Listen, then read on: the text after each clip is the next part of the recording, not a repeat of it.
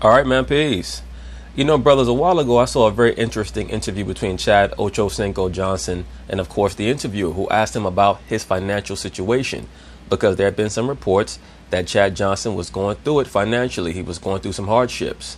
The interviewer asked Chad Johnson, there have been some reports, there have been some meandering, some innuendo that you're having some trouble with your money situation. Is there any truth to that? And Chad Johnson responded back by saying, anyone who claims that I'm going through financial problems has no idea what they're talking about. I've been driving the same hoopty for the last 10 years, and all of the jewelry that you see me wear is fake, is all cubic zirconium. Why is that? Because to the untrained eye, whether it's a real diamond or cubic zirconium, they both shine the same under the lights. It's only a trained jeweler who's going to be able to tell the difference. Why am I saying all this? Because due to the very fast start that the LA Lakers have been able to embark upon in this 2019-2020 NBA season, a lot of the LeBron James fanboys are coming out of the woodworks through 7 games talking about he's back, he's this, he's that. But for those of us who have watched NBA basketball for a very long time, we know what the NBA is trying to do with the Lakers. They're trying to build them up. Just like in boxing, there are certain fighters that you build up to send to the champion, so that you have a big, huge money-making extravaganza. What they want right now is an LA showdown between the Lakers and the Clippers in the Western Conference Finals. Right now, Adam Silver's saying to himself, you know what? If this continues on, I am going to have to reseed. But at least for this year, we can build up LeBron to go against Kawhi, and whoever wins, wins. It'll be a battle between the once and former king, LeBron James, against the now and possibly future king, Kawhi Leonard. It'll be a major showdown in the Western Conference Finals this season, should both teams make it to that round. That's how they're going to build it. That's how they're trying to build it. And that means that whatever they have to do to help the Lakers get the confidence that they need is what they're going to do. They've already been in a couple of close games where it was very clear that the refs were on the Lakers' side. We'll see how the season goes. The early part of this stretch has a lot of lightweight teams for the Lakers to go against. Now, when we enter the second half of the season after the All-Star break, that's when we're going to gain a much greater understanding of how good the Lakers really are, because we all know the Utah Jazz and the Denver Nuggets are better in the second half of the regular season than right now. The Lakers have basically been playing at regular season intensity since the preseason, so it should not really be that much of a surprise that they've gotten off to a good start. I just thought that they would get off to a normal 500 start through 20 or 25 games because that's normally what new LeBron James teams do. But I give them credit. I also give their coach Frank Vogel credit because he has instilled a very, very acute defensive mindset within that team.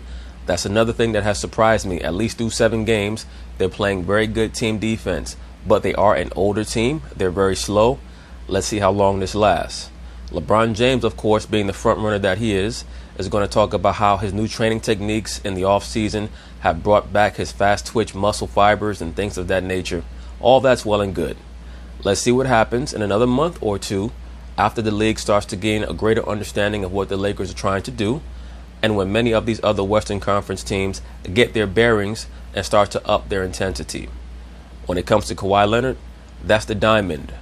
In my view, the Lakers and LeBron James are the cubic zirconium. It's only a matter of time until they get revealed. Just my view of it.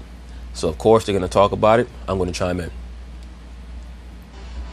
I'm playing injury-free. I'm not injured. My quick twitch is back. My speed is back. My strength is back. I want everybody to remember this. LeBron James is saying that he's back as a player. His fast twitch is back.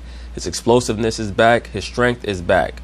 So I don't want to hear any excuses if they go out in the second round to the Denver Nuggets or the Houston Rockets.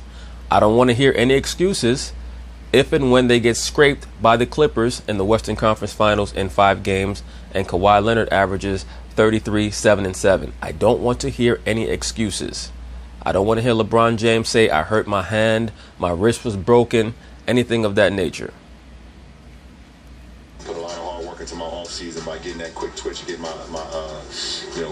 balance back, get my speed back, my reaction. And kudos to Dwight Howard as well. He decided to finally work on his overall athleticism and his conditioning and let go of a lot of the PEDs, allegedly. As we can see, he looks like he's lost at least 30 pounds of muscle weight. A lot of people say these athletes today are bigger, stronger, and faster. Not true. A lot of these guys today are on performance-enhancing drugs, believe it or not. There's been about 2 or 3 NBA players who've been busted in the last 2 weeks on PEDs. Why did they get busted? Because their trainers have no idea what the hell they're doing. Because most of these guys are on that shit. Could the person whose face is on the screen right now be one of them? Who the hell knows? All I know is somebody has a biochemist.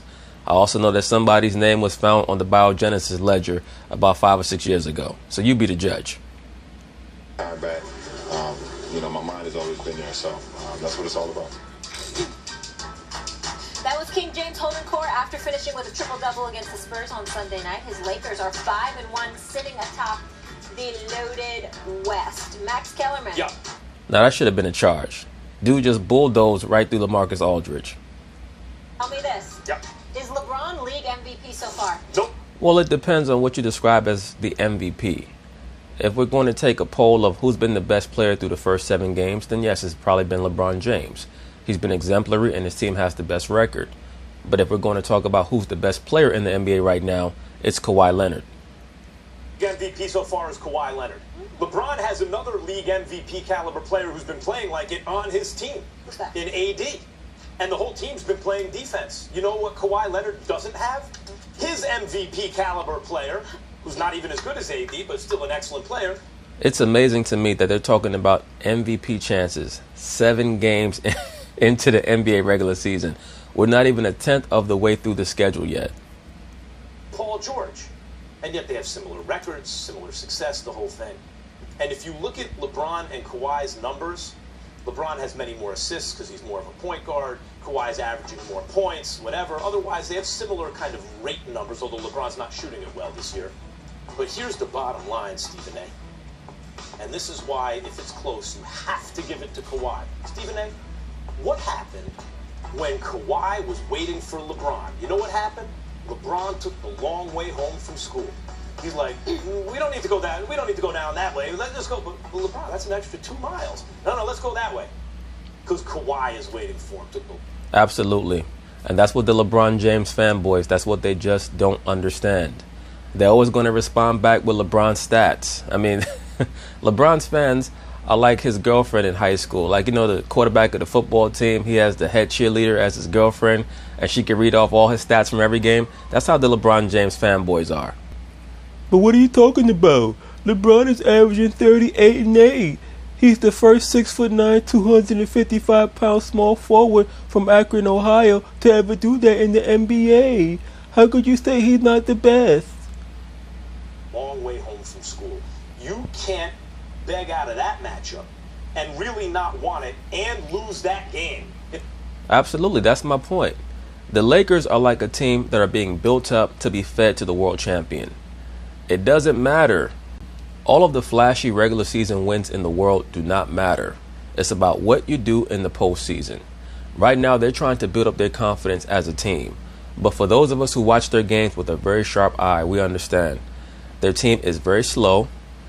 Of course, they're defensive oriented, but in the paint. Their perimeter defense is okay. Avery Bradley, he can still defend okay. Rondo is nowhere near the defender that he once was. Danny Green is above average, but nowhere near the defender that he once was. What's going to happen in the postseason when they face a team who can spread them out, who moves the basketball, and that can also defend? If the Houston Rockets start to defend, they're going to become potentially a major problem for the Lakers in the playoffs. The same with the Denver Nuggets. But they are going to have to move the basketball. I'm talking about the Nuggets and the Rockets. They're going to have to play defense, of course, on the other end of the floor. And they're going to have to be able to draw Dwight Howard and a lot of their other defensive big men away from the basket enough to make them a liability just to be out there on the basketball floor. Beginning of the season, and you say, whoa, it's really close between these two. What's the tiebreaker? Are you joking? And that dude is sitting as the reigning Finals MVP? LeBron James doesn't want it with Kawhi? Correct. I'm not quite sure if LeBron, quote-unquote, doesn't want it with Kawhi. I just think that LeBron James knows what he's looking at. A former champion understands what he's looking at when he sees the current champion. He won't confess it to anybody else. But there's a language that they communicate at that really only they can grasp, only they can understand. It's very similar to the 1991 finals when Magic Johnson went up against Michael Jordan and people claimed Magic was old and the Lakers had been beaten down and James Worthy got injured and Byron Scott got injured. Anyone who understands the Lakers or understands how that team operated, especially from the late 80s onward, whenever they knew they were going to lose, suddenly their top role players, or many of their top players, period, would always come down with injuries. Worthy would always get hurt down the stretch of series that they were about to lose. Definitely Byron Scott. He would always have a hamstring issue, some mysterious hamstring issue in every series that they were about to lose. Point being is that Magic Johnson looked at Michael Jordan and he understood what was new, what was coming. LeBron James sees the same thing in Kawhi Leonard. He just will not admit it right now. From the bottom of your heart, Well, what only you believes that. Well, this is the thing. You have to go based on people's behavior. Do I think Absolutely. Words will never matter as much as behavior. LeBron is scared? No, LeBron's a basketball genius who's still just about as good as anyone who ever lived. And as he said, he got his quick twitches back. He's jumping over guys still. No, actually, he's not. LeBron James has not gotten any damn quick twitch back. That's why one of his favorite moves when he tries to penetrate to the basket is the reverse spin, the reverse pivot. Because he cannot just straight away beat his man to the basket anymore. He has to try to reverse pivot whenever he cannot just blow past someone. And he's definitely not really dunking over people, one-handed dunks at the basket right now. Is LeBron still a supreme athlete? Yes. But from the LeBron standard, no. He's not the guy that he was even 2 or 3 years ago. And he's hooking up teammates, the whole thing. I'm not questioning that. I go based on behavior. Yeah. I saw he didn't want it with Kawhi game 1. He lost, and then afterwards he said stuff that had Stephen A. losing his mind on TV. Behavior. Why are you whimpering over there? Max got me. Max got me on this one. Because the only argument he could make, he made. Opening night, he didn't want no parts of Kawhi. That's the point. Once again, even Stephen A. Smith understands. The Lakers are playing for the championship. It doesn't matter what they do in Chicago on a Tuesday night in November. It doesn't matter what they do in San Antonio on a Sunday night in November. It's all about how they perform against the Clippers. That's going to be their main competition. The Clippers, the Rockets, maybe the Denver Nuggets, but I don't quite see it with them because they don't have a superstar level player. Damn. Because that's the only thing that I've seen this season that I could hold against LeBron James. Opening night with the world watching, everybody looking forward to it since the off season, since we knew that Kawhi was coming to LA, we were waiting for opening night. And I'm not going to disrespect LeBron James by saying what Max said in terms of he don't want no parts of Kawhi. What I will support Max on is going like this. The damn sure looked that way opening night. Ain't no question. Opening night, when Kawhi got on that run in the second quarter, you could have put an APB out for LeBron James. We couldn't find him. Couldn't find him. Well, LeBron was actually trying to shine the light on Anthony Davis and put the pressure on him because I'll say this about LeBron. Even though I understand, or at least from my perspective, I believe that Kawhi Leonard is a better overall player right now than LeBron James. I believe that deep within the recesses of LeBron James' spirit, he still believes that he can rise to the occasion against Kawhi. And it was more important for him to empower Anthony Davis in the first game of the season. So I'll give him that much credit. But Game 2 between the Lakers and the Clippers is going to tell us a lot about both of those teams and both of those players. I want to hear nothing about the What if he was just deferring to AD, trying to figure it out? I don't want to hear that. I agree with some of that too. And the chemistry. And I'm telling you, I don't want to hear it. I don't want to hear it. I know basketball. And when it comes... Allegedly. When the game wanes, the season wanes, the level of competition elevates, the importance of a particular matchup, I get it. Opening night with 81 games to go. This brother trolling you, making commercials. This is my town. Here I am. What you gonna do about it, essentially? And you don't respond? That's a problem. I'll hold that against LeBron. Nothing. Well, we know that LeBron does tend to disappear in big games. I mean, going back to 2011, a lot of his fanboys don't like to hear that, but it's just the facts. So could LeBron have gone through some type of disappearing phase against Kawhi because the overall pressure, that vortex that he found himself in, the LA vortex, the pressure between the Lakers and the Clippers and having to live up to the legacy of the great Laker players, could that have pretty much descended upon LeBron? at that moment during the game? Who knows? I'm not going to say that, though.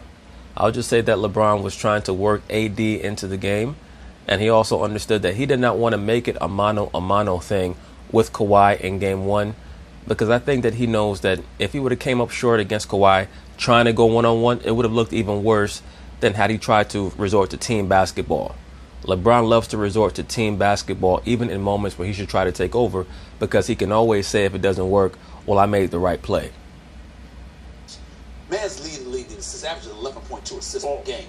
Now, he's shooting 48% from the field, which is down from what he normally shoots. Shooting 28% from the range, which is down. But again, that'll even out. That'll even out. Yeah. Kawhi's averaging 29. Can't ignore that. All right, shooting 35% from three-point range. Can't ignore that. But LeBron James is certainly going to be better, going to play better. But right now, the rebounds, the assists, running the point from the forward position and doing all of the and elevating his play defensively. He has. He's been out there. Listen, LeBron James right now is in line as far as I'm concerned. They're 5-1. The Clippers are 5-2. Clippers lost to a Utah team. LA beat. They lost to the Phoenix Suns. Lakers got them coming up soon. But right now, that's going to be a very interesting game because the Phoenix Suns are 5-2.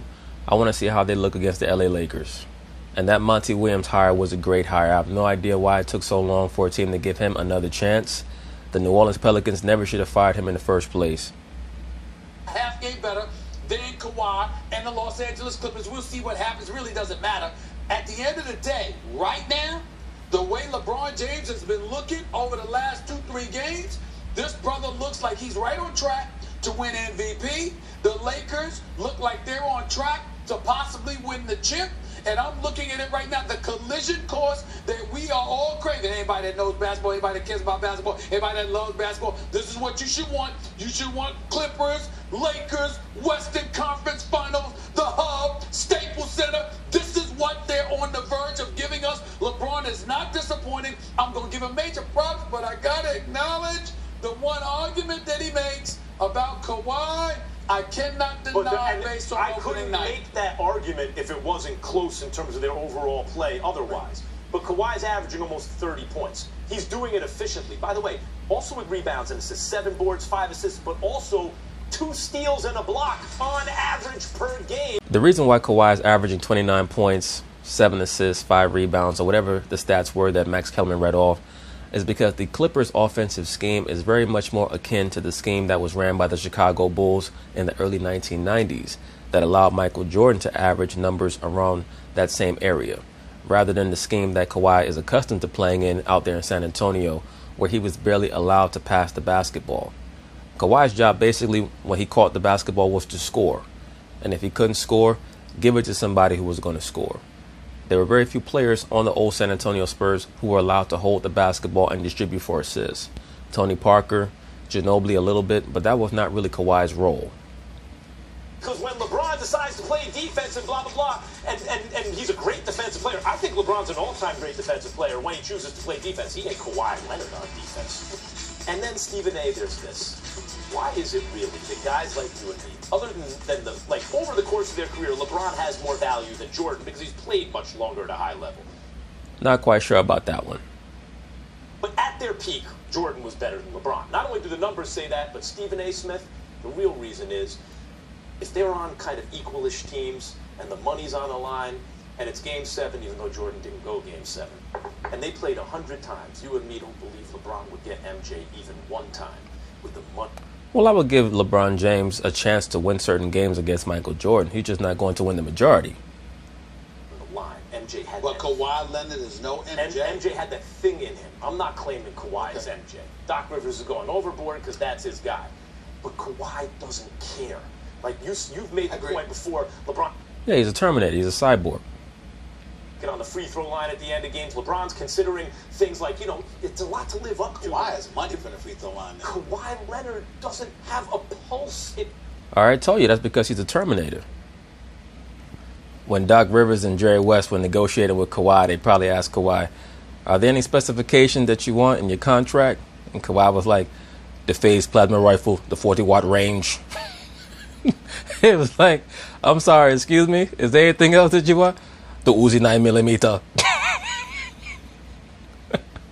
Kawhi, we don't have that with the Clippers. Kawhi said, wrong.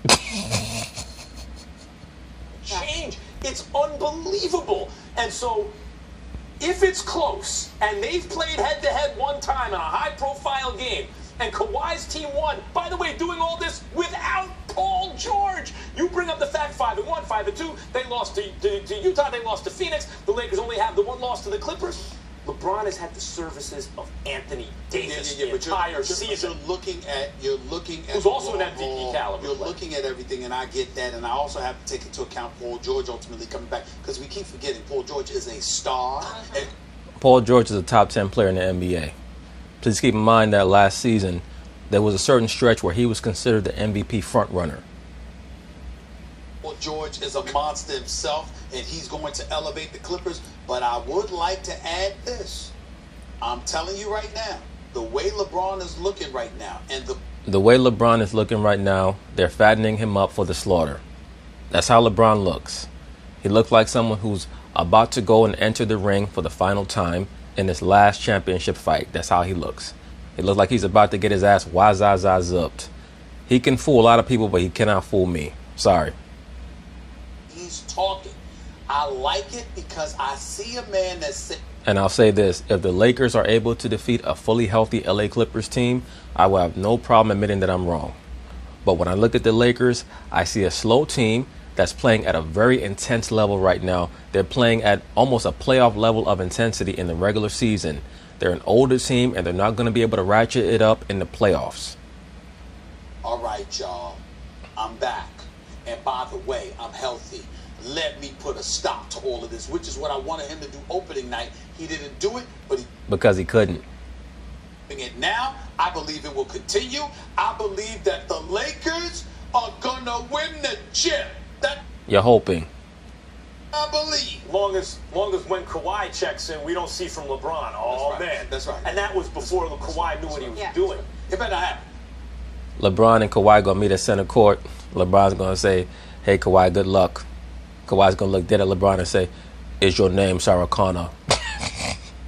Because when it comes to the Lakers and Clippers, I know what the Clippers are, and I know they're a better team collectively. They're a better team. Max, you think LeBron's been the most impressive Laker, right? You should be able to overcome LeBron and AD. That's why I got my eyes on LeBron, this. This is what it's going to come down to. LeBron has played out of his mind great. The fact that he's in year 17 doing this is phenomenal. Is so far beyond anything we've ever seen from an athlete this advanced in their career in any sport, because no one in their 17th year.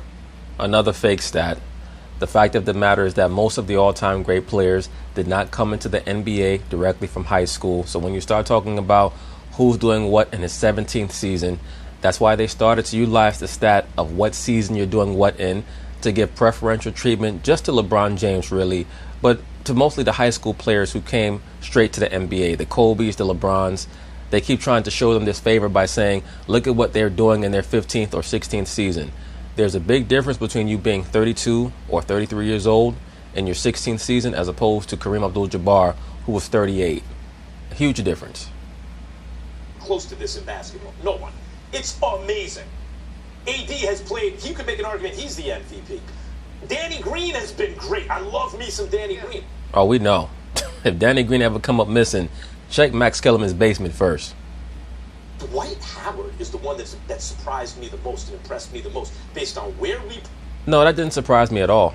I actually thought that when DeMarcus Cousins went down and they signed Dwight Howard, as long as Dwight Howard was going to be in condition and shape, that was going to be a massive upgrade over DeMarcus Cousins, who basically is a black hole as an offensive player and is a terrible defensive player. DeMarcus Cousins' value is nowhere near as high as his numbers would indicate. He was in his career versus how he has played. He shot perfect in 2 games this season. 8 for 8 from the field in one game they won, 7 of 7 from the field in another. Other than that, he didn't do much offensively. Every other game he's been limited to 3 shots or less. Maybe it might behoove the Lakers to get him the ball a little bit. But now he can. I don't think that it would ever behoove the Lakers to get the ball to Dwight Howard more. He's fine doing what he's doing right now. Accept the defensive responsibilities differently than he used to. Because you don't have to think about being a number 1 or 2 option. Let's leave it there because I got some more good football to talk about. Marcus Spears. So that's basically it on that. We'll see how things go for the Lakers and the Clippers over the course of this season. I just think that when I watch the Clippers, I see a real diamond. When I watch the Lakers, I see cubic zirconium. Right now, they're both twinkling the same, under the lights. But the jeweler is going to give an official inspection in the playoffs come April, May, and June. So peace.